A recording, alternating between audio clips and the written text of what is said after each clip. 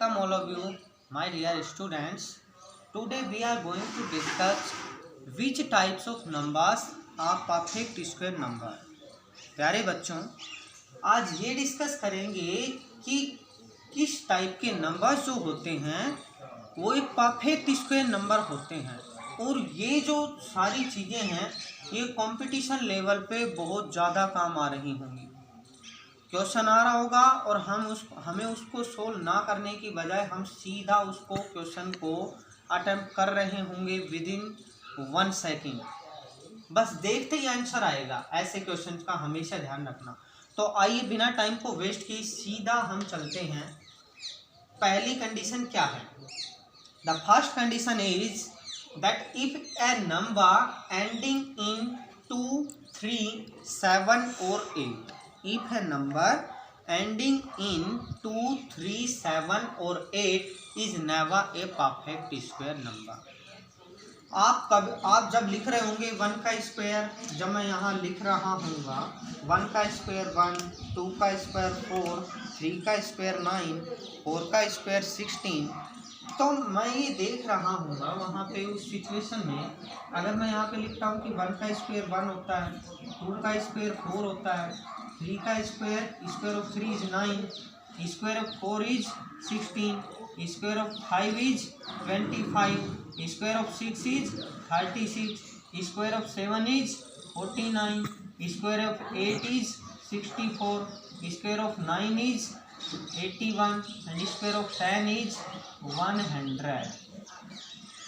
मैंने ये 10 तक के स्क्वायर कुछ बातें आपको बताने के लिए लिखा और हम आगे भी बहुत सारे लिख रहे होंगे। जहाँ तक भी आप एक बात देखना, कभी भी किसी भी जो परफेक्ट स्क्वायर नंबर होगा ना बच्चों, उसका last digit means unit digit कभी भी ना तो 2 मिलेगा, ना 3 मिलेगा, ना 7 मिलेगा, ना 8 मिलेगा। अब आपको एक बात समझ में आ गई। जब भी कभी आपसे क्वेश्चन पूछा जाएगा, मान लो मैं आपसे बोल रहा हूँ कोई भी नंबर दे दिया, मान लो ये बड़ा सा नंबर दे दिया और मैं पूछ रहा हूँ कि बताइए कि ये नंबर है, क्या ये परफेक्ट स्क्वायर है या नहीं। और ऐसे क्वेश्चन, बहुत से क्वेश्चन आते हैं ऐसे जिनमें पूछा जाता है और बच्चे क्या करते हैं, या तो लॉन्ग डिवीजन मेथड से ट्राई कर रहे होते हैं क्वेश्चन को, या फिर दूसरा फैक्टर मेथड से ट्राई कर रहे होते हैं और इसका जो स्क्वायर रूट निकालने की कोशिश कर रहे होते हैं। लेकिन प्यारे बच्चों, अगर हमें ये बात ध्यान है, ये बात हमें पता है कि अगर किसी नंबर का यूनिट डिजिट 2 हो, 3 हो, 7 हो, 8 हो, तो वो नंबर चाहे कितना भी बड़ा हो, वो नंबर कभी भी एक परफेक्ट स्क्वायर नंबर नहीं होगा। ठीक है, ये बात थी पहली। चाहे कितने भी बड़ा नंबर हो, जैसे मैंने लिख दिया 47, इसका यूनिट डिजिट क्या आ रहा है बच्चों? इसका यूनिट डिजिट आ रहा है 7। इसका यूनिट डिजिट 7 है, इसका मतलब ये नंबर एक परफेक्ट स्क्वायर नहीं हो सकता। अगला नंबर अगर मैं बात करूं, मैं लिख रहा हूं 343, तो इसका यूनिट डिजिट क्या है? इसका यूनिट डिजिट 3 है। इसका मतलब ये नंबर भी एक परफेक्ट स्क्वायर नंबर नहीं हो सकता। ये बात आपको बहुत अच्छे से समझ आ गई होगी कि अगर कोई नंबर एंड होता है किससे? 2 से, 3 से, 7 से और 8 से, तो वो मेरे बच्चों कभी भी एक परफेक्ट स्क्वायर नंबर नहीं होगा। आइए अगली बात जानते हैं कि अगली बात क्या है। अगली बात है a number ending in odd number of zeros. मैं इन बातों को समझा रहा हूँ मेरे प्यारे बच्चों। मैंने ये सारी बातें पहले इसलिए लिख दी ताकि हमारा ज़्यादा टाइम कंज्यूम ना हो। अगर मैं इसको ऐसे लिखते लिखते बताता तो वीडियो 1 घंटे से ऊपर का चला जाता, इसलिए मैंने पहले ही लिख दिया इन चीज़ों को। आइए देखो, a number ending in an odd number of zeros, कि अगर कोई number odd number of zeros से एंड होगा तो वो नंबर भी एक परफेक्ट स्क्वायर नंबर नहीं होगा। Is never a perfect square. तो इस बात से क्या समझो एक बात को, चलो जानते हैं। अगर मैं लिख रहा हूँ 10, क्या 10 एक परफेक्ट स्क्वायर नंबर है? नहीं जी। क्यों? क्योंकि ये ओड नंबर ऑफ जीरोज है। ओड नंबर का मतलब अगर किसी नंबर के एंड में या तो 1 0 आए, या 3 0 आए, या 5 0 जाए, या 7 0 जाए, या 9 zeros and so on, means number of zeros in the end of a number if 13579 means odd number of zeros हो अगर किसी नंबर के एंड में, तो ऐसा नंबर भी कभी भी एक परफेक्ट स्क्वायर नंबर नहीं होगा। जैसे मैं लिख रहा हूँ 1000, क्या 1000 एक परफेक्ट स्क्वायर नंबर है? जी नहीं। क्यों? क्योंकि इसमें नंबर ऑफ जीरोज कितने हैं? 3 हैं। नंबर ऑफ जीरोज कितने हैं? 3 हैं। और 3 क्या है? 3 एक ओड नंबर है, इसलिए 1000 एक परफेक्ट स्क्वायर नंबर नहीं होगा।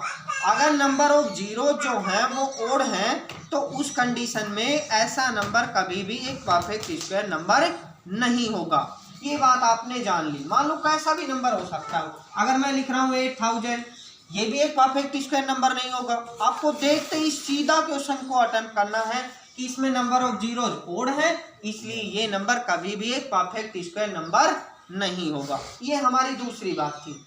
आओ बच्चों अगली बात को जानते हैं, और इन चीज़ों को ध्यान से समझना है।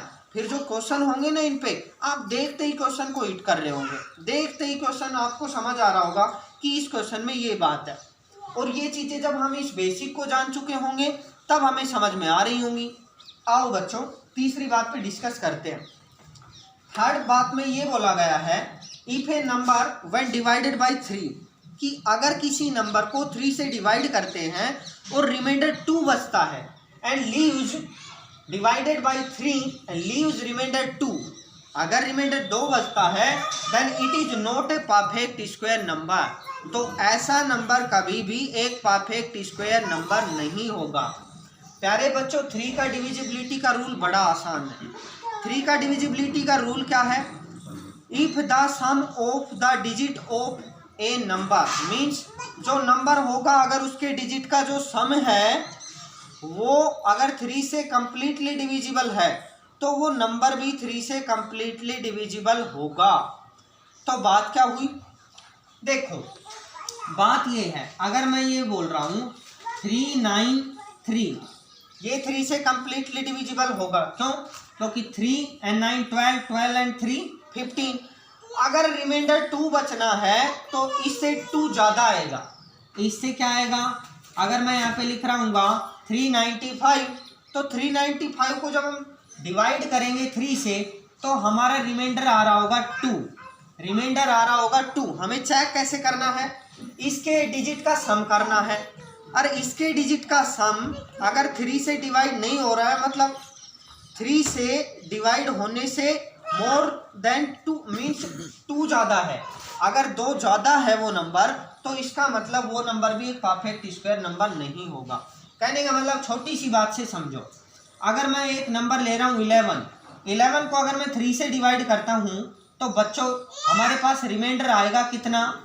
रिमाइंडर आया हमारे पास 2, और हमारे पास ये 2 रिमाइंडर आया, इसका मतलब ये नंबर जो 11 होगा ये नंबर एक परफेक्ट स्क्वायर नंबर नहीं होगा। ठीक है, अब जानते हैं अगली बात को। अगली बात में क्या लिखा है? ये तो 3 से था, यहाँ पे 4 से है। सेम वही चीज़ है। If a number when divided by 4, if a number when divided by 4 leaves a reminder 2 और 3, then it is not a perfect square number. प्यारे बच्चों बात क्या हुई कि अगर किसी नंबर को 4 से डिवाइड करें और रिमाइंडर 2 आए या 3 आए, तो वो नंबर भी कंप्लीटली डिविजिबल वो नंबर भी एक परफेक्ट स्क्वायर नंबर नहीं होगा। अगर मान लो मैं बात कर रहा हूँ 18 की, 18 को जब मैं 4 से डिवाइड करूँगा, तो हमारे पास मेरे प्यारे बच्चों रिमाइंडर आएगा कितना? रिमाइंडर आएगा 2। अगर 19 को मैं डिवाइड कर रहा हूँ 4 से, तो हमारे पास जो रिमाइंडर आ रहा होगा वो रिमाइंडर आएगा 3। इसका मतलब कि हम जब किसी नंबर को 4 से डिवाइड करते हैं, when we divide a number by 4 and reminder is 2 और 3, in that case that number will not be a perfect square number. तो ऐसा नंबर एक परफेक्ट स्क्वायर नहीं होगा। तो ये 4 बातें हमारी ये हैं, और अगली बातें देखो मैं आपको अभी बता रहा हूँ। बहुत सारी बातें हैं जिनको आपको ध्यान से सुनना है। अब हम डिस्कस कर रहे हैं ये नेक्स्ट बात पे हमारी। नेक्स्ट क्या है? The square of an even number is even. बात क्या है प्यारे बच्चों इसमें कि इवन नंबर का स्क्वायर इवन होता है। ये तो हमारी फिफ्थ जो बात है वो है। और जो हमारी नेक्स्ट है वो है कि the square of an odd number is odd. तो बात क्या हुई कि इवन नंबर का स्क्वायर तो होता है एक इवन नंबर और ओड नंबर का स्क्वायर होता है ओड नंबर। तो ये रहे देखो हमारे पास इवन नंबर 2, 4, 6, 8 एंड 10। तो ये जितने भी नंबर हैं 2, 4, 6, 8, 10, 12 and so on, all these are even numbers and the square of even numbers is a even number. Even number का स्क्वायर भी इवन होगा। अगर मैं यहाँ पे ले रहा हूँ मान लो 16 ले रहा हूँ, 16 का मुझे स्क्वायर चाहिए तो मैं क्या करूँगा 16 मल्टीप्लाई 16 को 16 से मल्टीप्लाई करेंगे हमें मिलेगा 16 का square and square of 16 is 256। चलो 18 का लेते हैं हम, 18 का स्क्वायर ले रहा हूँ, square of 18 is equal to 324। तो कहने का मतलब क्या हुआ कि 16 एक इवन नंबर है, 18 एक इवन नंबर है और जो इनके स्क्वायर हैं 256 ये भी एक इवन नंबर है। 18 एक इवन नंबर है, इसका स्क्वायर 324 भी एक इवन नंबर है। तो बच्चों बात क्या हुई कि हमेशा इवन नंबर का स्क्वायर एक इवन नंबर होता है और ओड नंबर का स्क्वायर ओड होता है। चलो आओ जानते हैं कैसे। अगर मैं स्क्वायर ऑफ 11 ले रहा हूँ, स्क्वायर ऑफ 11 क्या होता है 121। अगर मान लो मैं स्क्वायर ऑफ 21 ले रहा हूँ तो 21 का स्क्वायर कितना होगा 441। मीन्स क्या हुआ, मैं कोई भी इवन नंबर ले रहा हूँ, मान लो मैं 17 ले रहा हूँ, स्क्वायर ऑफ 17 क्या होगा 289 होगा। और स्क्वायर तो आप सभी को याद ही है और याद नहीं भी है तो आप इन लोग को कर लेंगे यार। तो बात ये थी। अब आते हैं नेक्स्ट बात पे हमारी पे, the square of A proper fraction. कह रहा है कि एक प्रॉपर फ्रैक्शन का जो स्क्वायर होगा ना is smaller than the fraction, वो हमेशा फ्रैक्शन से छोटा होगा। तो बात क्या है, चलो समझते हैं इस बात को। अगर मैं मान लो ले रहा हूँ 3/5 लिया मैंने, ये फ्रैक्शन है हमारी और मैंने इसका किया स्क्वायर। स्क्वायर करने का मतलब होता है कि कोई नंबर 2 टाइम्स मल्टीप्लाई होता है खुद से, ये बात हमने पहली वीडियो में डिस्कस कर ली है। और किसी फ्रैक्शन को मल्टीप्लाई करते हैं इसका मतलब numerator multiply by numerator and denominator multiply by denominator. So 3 को 3 से मल्टीप्लाई करेंगे तो कितना आएगा 9 आएगा और 5 को 5 से मल्टीप्लाई करेंगे तो कितना आएगा 25। अब मेरे प्यारे बच्चों इसमें ये बात क्या लिखी है इसको समझते हैं। कह रहा है कि एक प्रॉपर फ्रैक्शन का जो स्क्वायर होगा ना, स्क्वायर क्या हुआ ये हुआ स्क्वायर, ये जो स्क्वायर होगा ये हमेशा छोटा होगा, जो हमारे पास फ्रैक्शन होगी ना उससे हमेशा छोटा होगा। इसका मतलब फ्रैक्शन बड़ी होगी ना, बिल्कुल ठीक कहा आपने, फ्रैक्शन बड़ी होगी। It means 3/5 is always greater than 9/25। और कंपटीशन एग्जाम में स्टेटमेंट के ऐसे क्वेश्चन बहुत बार पूछे जाते हैं। स्टेटमेंट गिवन होता है, ऐसी फ्रैक्शन गिवन होती है और स्टेटमेंट के पूछता है कि इनमें से कौन कौन से जो स्टेटमेंट हैं वो ट्रू हैं और कौन से फॉल्स हैं। तो मेरे प्यारे बच्चों ये बात थी हमारी ये छोटी सी, इसके आप भी बहुत सारी एग्जांपल्स प्रैक्टिस करना। नेक्स्ट बात है हमारी for every natural number n। कह रहा है किसी नेचुरल नंबर n के लिए we have n square of n plus 1 minus square of n। इसको हम कैसे लिख सकते हैं, ये हमारे पास मान लेते हैं इस पूरी टर्म को हमने मान लिया a और इस पूरी टर्म को हमने मान लिया b। तो हमें ये बात पता है मेरे प्यारे बच्चों कि a square minus B square क्या होता है, a square minus B square is equal to a plus B multiply by a minus B. इसको ऐसे लिख सकता हूं मैं, ठीक है, इसको मैं ऐसे लिख सकता हूं। तो हमारा ये तो a है, जो n+1 है इसको तो हम a मान लिया हमने। तो जब मैं इसको a मान लूंगा तो मैं क्या लिखूंगा n+1 और पहले तो हमने प्लस किया है तो ये a प्लस बी, तो b देखो ये रहा a प्लस बी और दूसरा मैं ले रहा हूँ a माइनस बी, तो a तो ये रहा n+1 और माइनस बी करेंगे तो क्या n+1 माइनस n, ऐसे लिख दिया हमने। अब यहाँ पे देखो ये n तो माइनस का है, ये n प्लस का, ये कैंसिल हो जाएगा, यहाँ कितना बचेगा 1 बचेगा। 1 को जब इससे मल्टीप्लाई करेंगे तो हमारे पास क्या आएगा n+1 + n, क्योंकि 1 से किसी को भी मल्टीप्लाई करोगे तो वही नंबर आएगा। अब n को n में ऐड करोगे तो क्या आएगा 2n प्लस 1। यहाँ से एक बात छोटी सी समझ में आई होगी, यहाँ पे दो कॉन्जुगेटिव नंबर्स हैं हमारे पास। अगर मान लो मैंने n इज इक्वल टू ले लिया 8 ले लिया, मान लो n इक्वल्स टू 8 लिया मैंने, और यहाँ पे n प्लस 1 का स्क्वायर मीन्स 8 प्लस 1 का square minus square of 8, square of 8। तो आपको पता है 8 प्लस 1 9 होता है, और 9 स्क्वायर ऑफ 9 कितना होता है 81 होता है, माइनस स्क्वायर ऑफ 8 कितना होता है, स्क्वायर ऑफ 8 होता है कितना 64। इन दोनों का जो डिफरेंस आएगा वो हमारे पास कितना आएगा 17 आएगा। कभी कभी हमसे ऐसे क्वेश्चन पूछ लिए जाते हैं तो उनमें करना क्या है, इस बात को मैं सीधे इस रिजल्ट से बता सकता हूँ। अगर मेरे पास n 8 है तो मैंने n 8 की वैल्यू इसमें पुट की, 8 को 2 से n की वैल्यू अगर मैं 8 यहाँ पुट करूँगा 8 2 जा 16, और 16 में 1 को अगर ऐड कर दूंगा तो वो क्या आ जाएगा 17 आ जाएगा सॉरी। तो ऐसे किसी भी नंबर का हम डिफरेंस निकाल सकते हैं। मान लो n की वैल्यू यहाँ पे मान लो 5 होती, तो पहले क्या करते हैं 5 प्लस 1 6 का स्क्वायर माइनस 5 का square, square of 5, square of 6 is 36 and square of 5 is 25, और इनका डिफरेंस कितना आएगा 11 आएगा। आपको n गिवन था 5, तो यहाँ पे n अगर 5 में रखूँ तो 5 को 2 से मल्टीप्लाई करेंगे तो 10 आएगा, 10 में 1 को ऐड करूँगा तो 11 आएगा। ये बात थी हमारी। ये आपको ये चारों चीज़ें अच्छे से समझ आ गई होंगी। अब हम और आगे डिस्कस कर रहे हैं इन्हीं बातों पे। अगली बात हमारी ये है for every natural number n, natural number किसी n के लिए हमें बात करनी है कि sum of first n odd natural number, sum of first n odd natural numbers is n square. जैसे मान लो हमें ओड नंबर्स के sum of first n odd natural number, जो हमारे ओड नेचुरल नंबर्स हैं उनका सम पूछा जाए हमसे,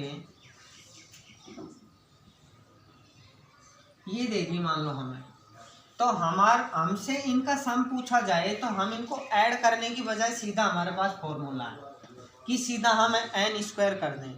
n स्क्वायर n क्या है, तो n है प्यारे बच्चों नंबर ऑफ टर्म्स। जब ये n क्या हो first n odd natural number, शुरुआती जो ये हमारे ओड नंबर्स होंगे, देखो 1 3 5 7 9 11, कितने नंबर्स हो गए 1 2 3 4 5 6 हो गए ना। इसका मतलब n इज इक्वल टू 6।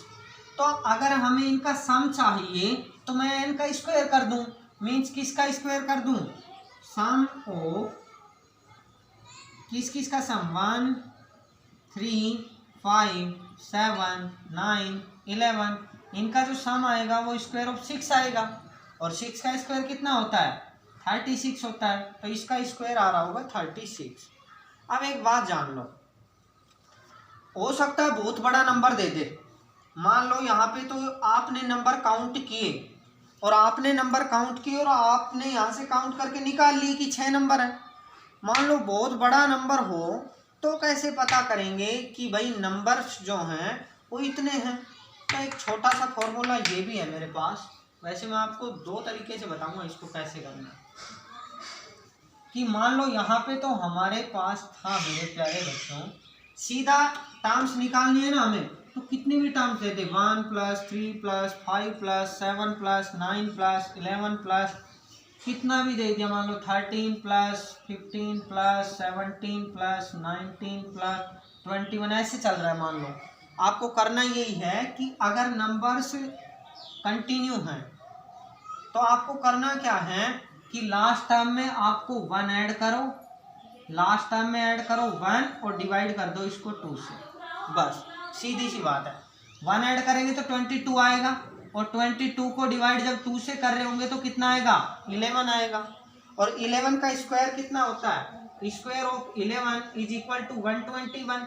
तो हम जब इन सब नंबर्स का सम कर रहे होंगे तो हमारे पास आएगा 121। ये बात है। अब देखो मान लो हो सकता है कि ये नंबर्स जो हैं, देखो वैसे भी मैं बताता हूँ कैसे निकालते हैं, फॉर्मूला होता है हमारे पास। nth term means last term, हमारे पास last term minus first term upon difference, इनके बीच में कितने कितने का डिफरेंस है, डिफरेंस प्लस 1। ये होता है नंबर ऑफ टर्म्स निकालने का फॉर्मूला। लास्ट टर्म में से सब्ट्रैक्ट करेंगे फर्स्ट टर्म को अपॉन डिफरेंस, जितने जितने का डिफरेंस है, और वो डिफरेंस हमारा होना चाहिए इक्वल होना चाहिए, ठीक है। और उसमें ऐड कर देंगे 1 ऐड कर देंगे। देखो चलो इसको एक बार अप्लाई करते हैं। लास्ट टर्म क्या है 21 है, माइनस फर्स्ट टर्म क्या है 1 है, अपॉन डिफरेंस इनका कितने कितने का है 2 का डिफरेंस है, तो 2 से डिवाइड कर दिया और प्लस 1। यहाँ पे देखो जब 21 में से 1 को सब्ट्रैक्ट किया तो आया 20 और डिवाइडेड बाई 2 और प्लस 1। जब 20 को 2 से डिवाइड करोगे तो कितना आएगा 10 आएगा, और 10 में जब 1 को ऐड करोगे तो कितना आएगा 11 आएगा। फिर से वो 11 आ गया हमारे पास। चाहो तो इसको यूज करो और चाहो तो उसको यूज करो, जो अच्छा लगे उसको यूज करो, लेकिन करो, प्रैक्टिस करो, जरूर करो। देखो अगली बात क्या है हमारी, अगली बात बड़ी इंपॉर्टेंट बात है, जो कंपटीशन लेवल की जो दृष्टि से अगर हम इस बात को समझे तो इस पे बहुत सारे क्वेश्चन पूछे जाते हैं, और इन बातों को समझना बहुत जरूरी है बच्चों। पाइथागोरियन ट्रिपलेट्स, ये बड़े काम की चीज है। 3 natural numbers m and p are said to form a Pythagorean triplet m and p if m square plus n square is equals to p square। और ये जो यूज होता है ये राइट ट्रायंगल में यूज होता है। और राइट ट्रायंगल किसे बोलते हैं ये तो आपको पता ही है, जिसका एंगल कितने डिग्री का होता है 90 डिग्री का होता है, जिसका एक एंगल कितने डिग्री का 90 डिग्री का एंगल हो वो राइट ट्रायंगल बोलते हैं उसको। तो इसमें कह रहा है कि अगर दो नंबर्स के स्क्वायर का सम, दो नंबर्स के स्क्वायर का सम अगर तीसरे नंबर के स्क्वायर के इक्वल है, दो नंबर का मैं स्क्वायर करूं और उनका सम कर दूं, अगर वो तीसरे नंबर के स्क्वायर के इक्वल आ जाएं तो वो पाइथागोरियन ट्रिपलेट बना रहे होंगे, तो वो फॉर्मेशन कर रहे होंगे किसका पाइथागोरियन ट्रिपलेट का। तो प्यारे बच्चों बात क्या है, for every natural number m is greater than 1, तो किसी भी नेचुरल नंबर के लिए m greater than 1 means m की वैल्यू जो होगी हमेशा 1 से बड़ी होगी, और पाइथागोरियन ट्रिपलेट का फॉर्मेशन ये होता है 2m m square minus 1 m square plus 1, ये पाइथागोरियन ट्रिपलेट का फॉर्मेशन है। आओ इसको अप्लाई करके देखते हैं। m की वैल्यू 1 से बड़ा लेना है हमेशा।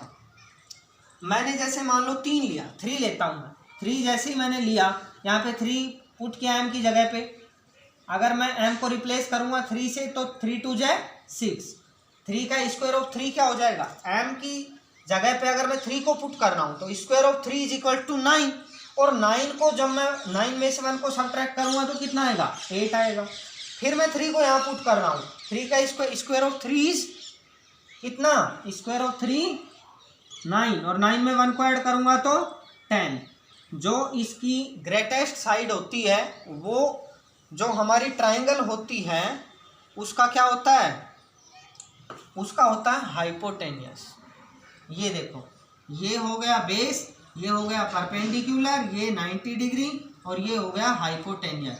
तो जो हमारी ग्रेटेस्ट साइड होती है वो हाइपोटेनियस बोलते हैं, और जो दोनों रेस्ट साइड्स होती हैं वो क्या हो गई, एक बेस हो गया और एक परपेंडिकुलर हो गया। तो इसमें कोई भी वैल्यू रखेंगे हम। अब हम यहाँ पे देखो इसको अप्लाई करके देखते हैं। अगर मैं दो छोटी वाली साइड लेनी है, अगर दो छोटी वाली साइड के स्क्वायर का सम करूँ, square of 6 plus square of 8 is equal to square of 10, अगर ये इसके इक्वल आ गया तो ये पाइथागोरियन ट्रिपलेट बना रहा है, और ये इक्वल आएगा भी क्योंकि ये फॉर्मेशन ये है इसका, square of 6 is equal to 36 and square of 8 is equal to 64, it is equal to 100, square of 10 is 100, 36 को और 64 को ऐड करेंगे तो 100 is equal to 100, means left hand side is equal to right hand side. तो हम कहेंगे क्या कि ये सारी चीज़ों को फॉलो कर रहा है। कभी भी आपको ट्रिपलेट निकालना हो इस फॉर्मेट का आपको ध्यान रखना है, ये बड़े काम की चीज़ है, बहुत बार काम आता है। अब हमारी लास्ट बात है आज की, वो क्या है, between two conjugative square numbers. कह रहा है दो कंजुगेटिव, जो दो लगातार स्क्वायर नंबर्स होते हैं, N square and N plus one का square, means square of N and square of N plus one, there are two N non perfect square number. तो इनके बीच में two N non perfect square number होते हैं। चलो एक छोटी चीज से शुरुआत करते हैं। मैंने n इज इक्वल टू लिया 2, n इक्वल्स टू 2 लिया मैंने। जैसे ही मैंने n इक्वल्स टू 2 लिया तो स्क्वायर ऑफ 2 क्या आएगा, स्क्वायर ऑफ 2 आएगा 4, और n प्लस 1 मीन्स n की वैल्यू 2 है, तो n प्लस 1 कितना होगा, 3 होगा। तो 2 plus 1, square of 2 plus 1 is equal to square of 3 means square of 3 is 9। So 4 और 9 के बीच में कितने नॉन परफेक्ट स्क्वायर नंबर हैं, 4 के बाद आता है 5, 6, 7 एंड 8। कितने नॉन परफेक्ट स्क्वायर नंबर हो गए, there are 4 non perfect square numbers between 4 and 9। सो हम कह क्या सकते हैं, इसको इतना लंबा करने की बजाय, ये तो मान लो छोटे छोटे नंबर्स थे, और मान लो कोई बड़ा नंबर हो तो उसमें कैसे पता कर रहे होंगे।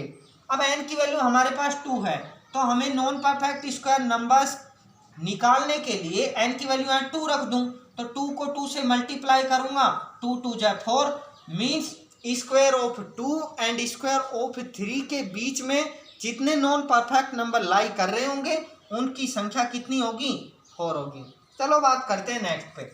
अगर मैं n की वैल्यू 5 ले लेता हूँ प्यारे बच्चों, तो square of n means square of 5, 5 का स्क्वायर कितना होगा 25, and n plus 1 square means square 6 का स्क्वायर, और 6 का स्क्वायर कितना 36।